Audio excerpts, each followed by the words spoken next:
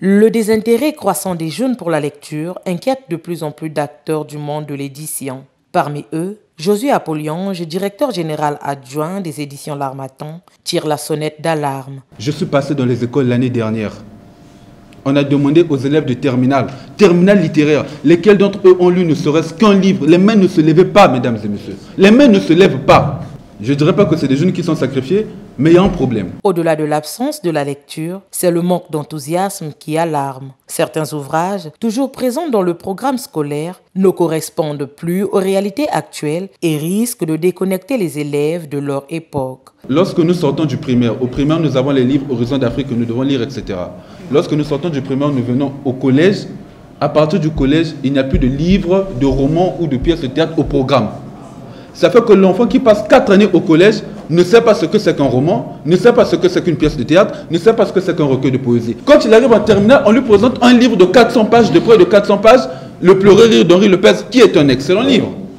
Mais pour un enfant qui n'a presque pas lu durant tout son parcours, vous lui donnez un livre aussi volumineux que celui-là, automatiquement, il se désengage. Il se dit, mais pourquoi je vais lire un livre aussi volumineux? Et après, il y a des raccourcis. On leur dit, non, tu peux lire juste telle partie, tu peux lire 2-3 extraits et puis c'est bon. C'est ça.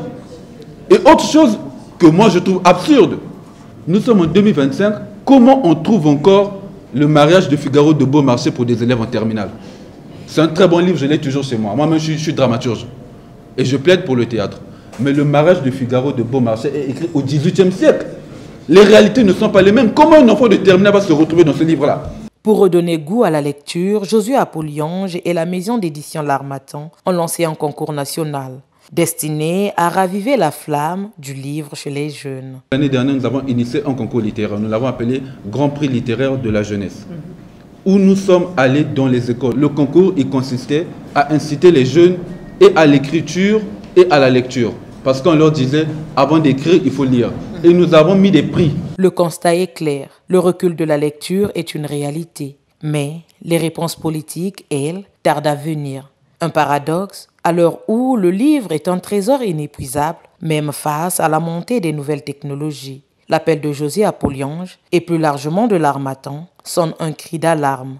Il est temps, dit-il, de réveiller les consciences et d'inviter la jeunesse à se réconcilier avec la lecture, source de savoir, d'ouverture et d'émancipation.